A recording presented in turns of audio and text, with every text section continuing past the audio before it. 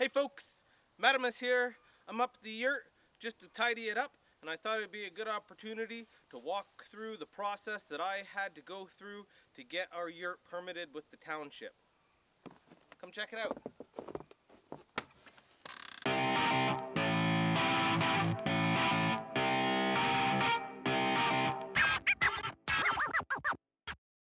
One thing that everybody can do to help our channel and to help with our mission of the preservation and conservation of endangered heritage breeds, knowledge, and skills can hit the like button on this video, subscribe to our YouTube channel, follow us on Instagram, and leave a comment on this video letting us know what you think about the process, what our yurts, our farm, our mission, anything like that. If you stick around to the end of this video, I'm going to reveal how much we earned off of our rental for this yurt for the 2020 season. Now don't just jump to the end of the video. Oh no. Stick around to the end. The journey to have our tiny house yurt rental business took almost 2 years to complete for the entire process. We started the process in 2018, where we approached the township initially to present our ideas and our plan. This was in September of 2018. We attended a council meeting where we presented to the mayor and the council members our plan for the yurt business, our yurt rental, and what we were planning to do. This gave us a feel for how supportive the township was going to be. Ultimately, if your township or county, the area in which you're trying to do your project, if they are not favorable to what you're trying to achieve, you're going to have a lot more hurdles to jump through. And it might even kill the project dead. It makes it a challenge. With us, we went about it kind of proactively in a way, and so we approached the township, we presented our ideas, what we were trying to do. This gave us a feel for what the council members and the mayor felt of our proposal. And you know, if they seemed favorable, then it would make sense to go through the process. There were many other steps that factored into it, but you know, it certainly helped us. And our township they were very supportive. They had a lot of questions, but overall they thought this was a great idea. And we're very fortunate to live in a pretty progressive township. So new ideas and new businesses are often met with optimism and positive messaging. And yeah, so that's, I think, pretty critical to the process, or at least it was for our process. About townships in which people in the past have gone about things sneakily and did things behind the back of the township, and then what happens is once it comes to light, which it always does, the township has a negative feeling, and it really soured the situation. And so in my process, different townships that I approached for information that may or may not have had yurts or have had yurts in the past. Some of them were basically downright no yurts, straight up, we don't allow them. And some didn't know about them, some had gone through the proper channels and done things. So yeah, it really gave a lot of insight. One thing you don't want to do, especially if you own property in an area, is sour your relationship with the community and sour your relationship with the township, because that's only going to put a negative cloud over what you're trying to do and make it more and more difficult and more stressful for you down the way. Now, just because our township was receptive to our plans doesn't mean that we didn't have any hurdles to jump over.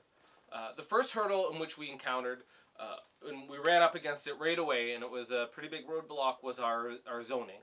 So depending on your location, your municipality, your township, you're going to have zoning bylaws. And so for us, our property was zoned rural agricultural, which allowed for a whole series of things to be run, built, constructed, organized on our property. One of those things, however, was not the rental of an outbuilding that wasn't our home. So we could run a bed and breakfast out of our home, that was permitted. However, if we wanted to rent a cabin or an outbuilding or something that wasn't our primary residence, then that fell under commercial tourism. And so we couldn't just rezone the entire property because we conducted farming activities here. So that would have been prohibitive to our farming business. So what we ended up doing was going through the process of having a bylaw amendment placed on our lot, which allowed for the rental of yurts or units or whatever the process kind of laid out. Unfortunately, I had 3 neighbors complain. Some of the concerns were legitimate questions of what we had, since what was presented to the township initially was pretty vague. Secondly, some of them were just absurd and downright hilarious, actually, in fact. 2 of the neighbors that complained owned vacant lots directly adjacent to mine. And the 3rd neighbor that complained owned a 2-acre lot with a house. That was off an original severance to our property. I'm going to read the complaints in which we received, because I don't know if this is the case with every township, but with ours, I was given the letters that were written of the people who complained. I don't know if they knew this, but they were forwarded to me. And so I will read those to you now, and it will give you an idea of the sense of complaints that you might face if you undergo a process similar to this. We, owners located west of subject property, do not approve of the proposed tentative zoning amendments for our rural area, concerned about the extra traffic, the washroom facilities, business atmosphere, wildlife, etc. To whom it may concern, I am writing this letter opposing to the zoning bylaw amendment located at Memorial Park Drive. I purchased my property to build a home for the tranquility of country living and to reduce stress, to enjoy the quiet, peaceful setting. My purpose was to build a home in a quiet rural area.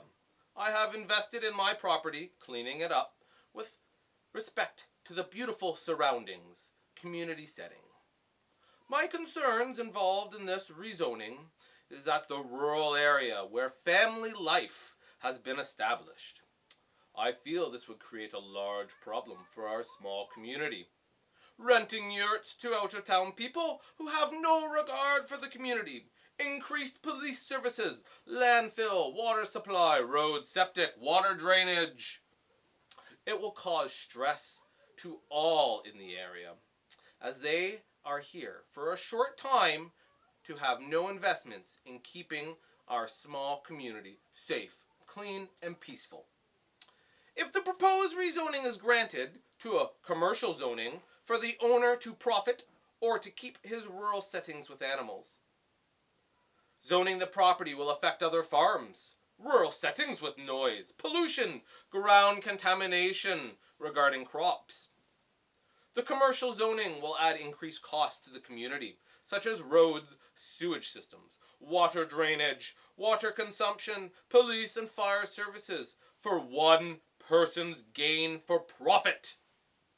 Strangers will be coming and going in proximity to all the properties around, and the private possessions and family. The privacy of safety of the families of the adjoining lots within the community will be affected. This will lower the property value of private homes, all for one person's profit. This over a whole community. I feel if this were granted, the owner needs to accept all responsibilities for the community, including pay extra costs involved with all the above services required to accommodate this venture. Place safety and privacy for the properties adjoining his property, i.e. fences and trees.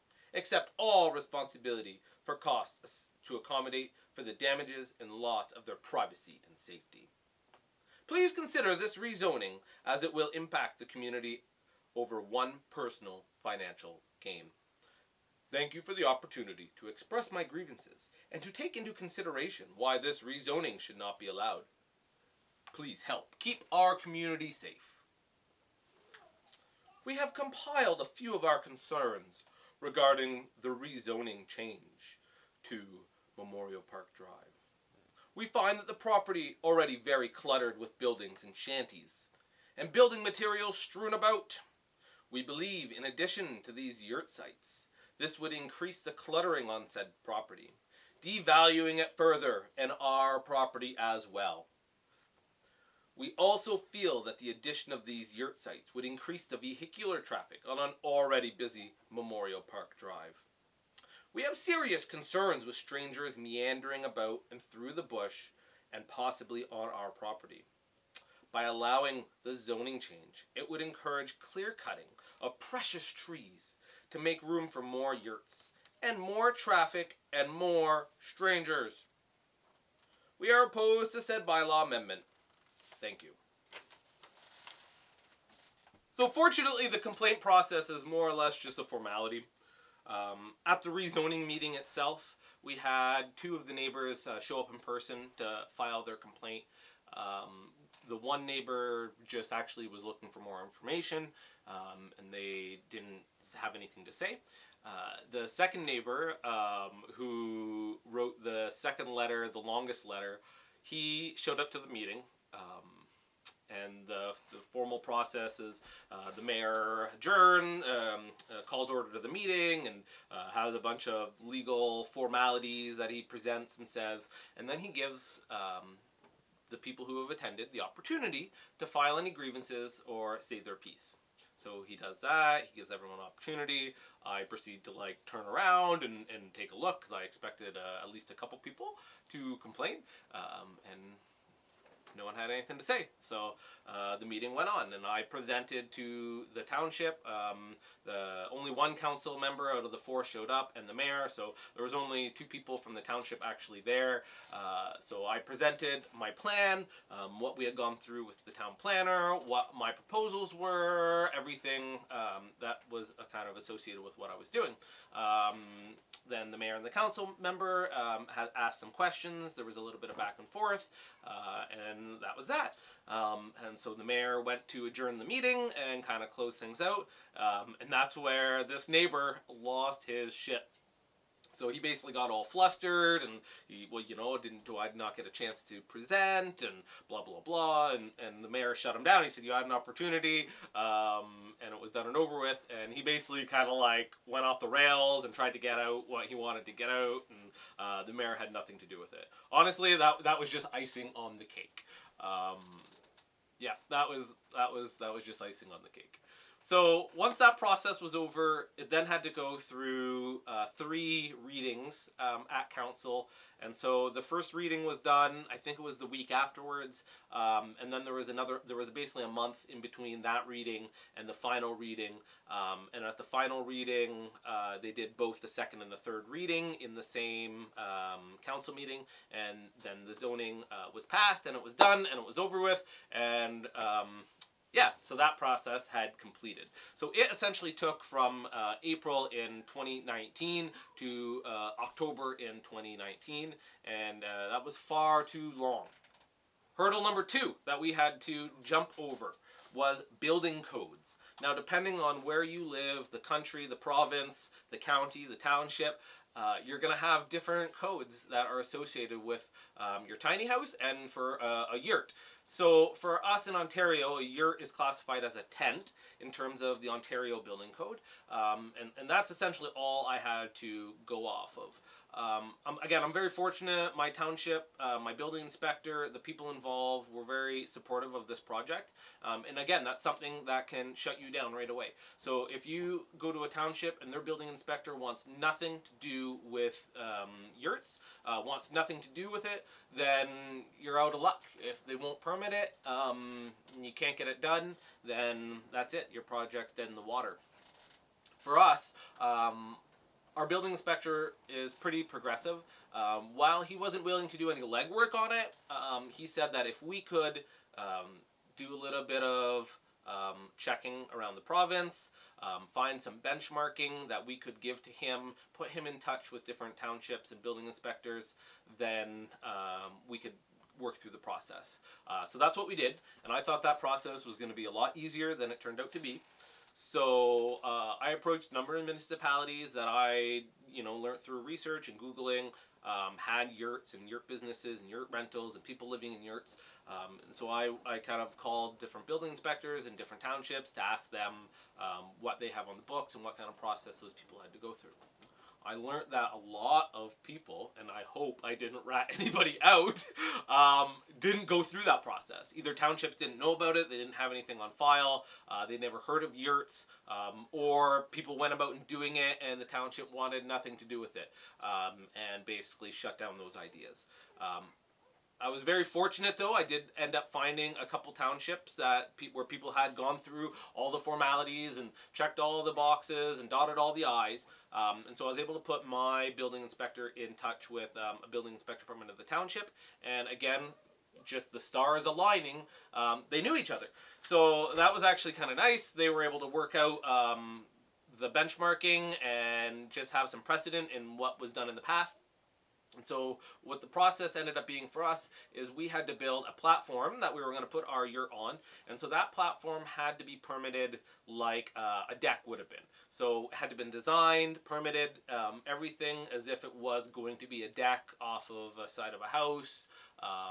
And so that's what we did. So it was obviously different. We did it as a circle, and we did two tied together. But we submitted plans, and we went through them, made sure that we were all okay, made some revisions, and so we went about that process. So he had to come out twice during the process. Once when the platform itself was built, but before the top was put on it, so that he can inspect all the stringers and everything underneath.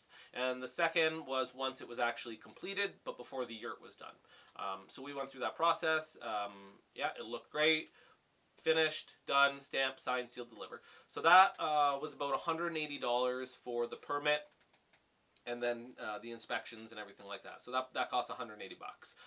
So that was actually the lowest cost out of all the permitting and processes that we had to go through. The final hurdle number 3. This was gray water on our outhouses. Again, depending on your township, depending on your area, depending on if you have a conservation authority or not, you are going to fall into different categories with this. So our conservation authority that manages this whole area has a process for getting gray water and outhouse permits in place. So we looked into that. Outhouse is considered a class 1 septic system, and so there was no permit required for that. We did have to build it to spec, but it didn't have to be inspected, and there was no permit that had to be pulled to build the outhouse itself. Now, what had to be permitted is the gray water. So because we wanted to have a hand wash station, a place where people could kind of rinse some dishes, brush their teeth, we had to go under a gray water permit, which is a class 2 septic system. This permit cost $540 to pull, and had to be inspected 3 times. What we ended up settling on was building a gray water trench. The trench ended up being, I think it was 10 feet long, by 20 inches wide by 24 inches deep, and it had to be lined with a infiltrator, which was basically just like a plastic, a 3-sided plastic thing. And so it was actually relatively cheap to purchase. We were able to get it locally. We had to buy 3 4-foot sections and 2 end caps, which made our trench ended up being over 12 feet long. We assembled it, put it all into place. So the first inspection came before any of that took place. The Conservation Authority had to come out. They had to do a soil sample and to figure out how the size of our trench. The second inspection happened after we dug the trench itself and had it lined and installed with the infiltrators. And so they came out, measured, inspected that. That looked good.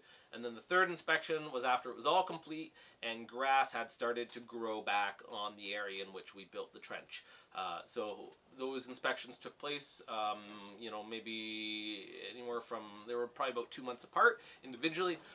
So we started initially in the spring last in 2020, and that got completed. We actually did our final inspection. We forgot about it and got it done like September 2020.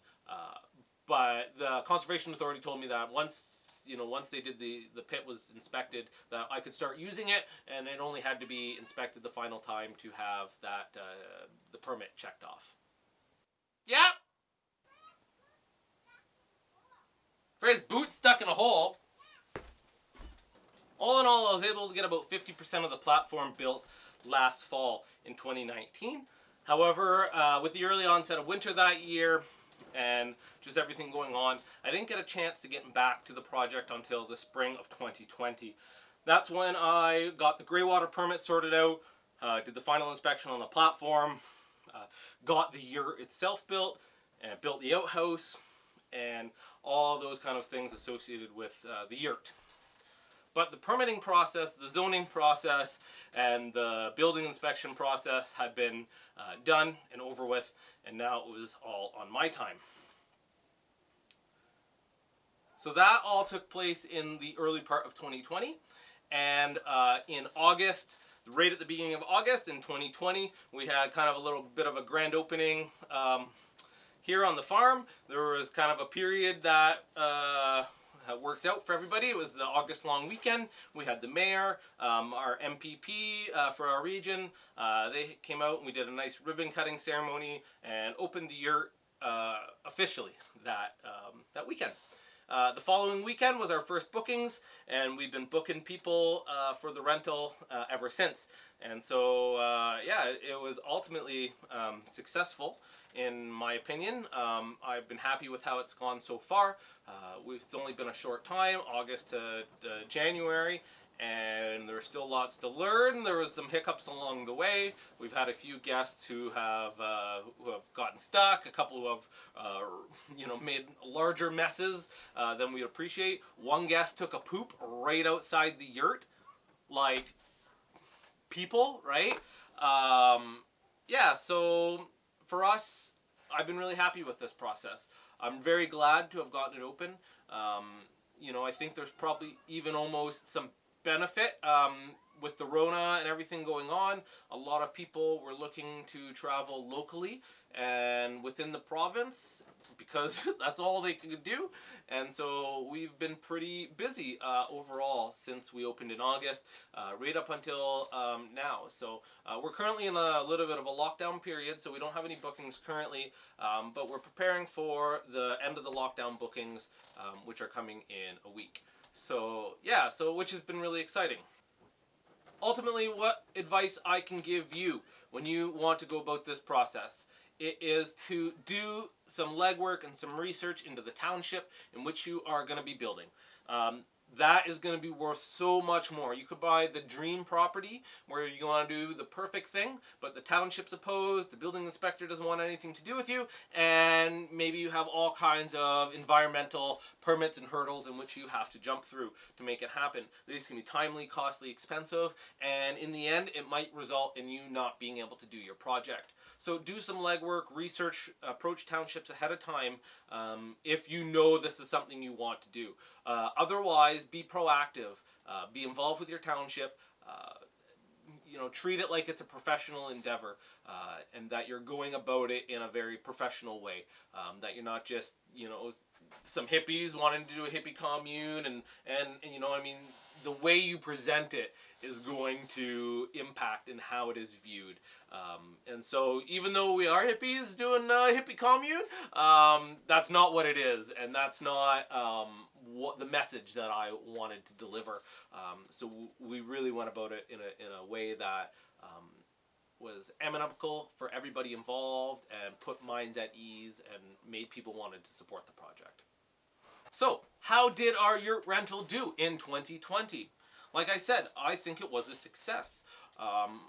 We had a fair amount of bookings. We weren't booked solid, which, honestly, I'm glad. We had a lot of learning to do ourselves, and we added things as we went along that made the experience more enjoyable and more comfortable for the guests.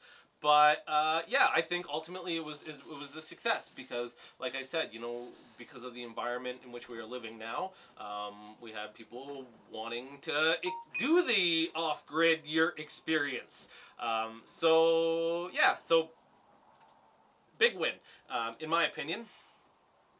Now, I am going to be doing another video shortly breaking down all the costs associated with this process. Permitting costs, but there was a lot of other costs, like the cost to build the platform, the cost to build the yurt, the cost to build the outhouse, the covers we put on the furniture itself, a nice mattress for the bed. You know, there were a lot of incidentals that went along with this process, which all added together to create a picture of what we spent on it in 2020. So I plan on going through those costs to get a full idea of the costs that we put into the project, and that way I can gauge if the project itself has paid for itself or not. I have a feeling it's going to be close. I think we earned about enough revenue this year to offset the costs that we initially put into the project. So I think we're about broken even at this point. And so hopefully everything going forward can be positive revenue for our business. So all in all, we generated $10,600 and change for August to December of 2020. I think that was a good revenue source for us. Again, there's obviously incidentals with that. You know, we paid for some firewood, there's propane, we provide water, so a lot of stuff is going to be coming out of that. We have to pay tax on that, so that's not HST exempt for us, so we have to pay tax on top of that. So all those things impact that final number, so that's obviously not, you know, cash in hand, but that is, honestly, I'm happy with that. So, like I said, I think those costs have essentially hopefully paid for the cost to undergo this project. If not, we should be able to recoup those costs by the summer, and then going forward, it'll be a net positive for us. Our yurt bylaw amendment allows us to have up to four yurts on our property. So we already have plans to build a second one next year down by the pond, and we'll be getting that set up hopefully for early summer 2021. And then next year we'll have a really good understanding of the potential revenue that this business can generate for our farm and for our homestead. Thanks so much for sticking around through this whole video, learning about our process, the hurdles which we had to go through, and how we were able to make this part of our homestead and our farm business. If you've made it this far in the video, please consider subscribing to our channel. It really helps promote what we are trying to do.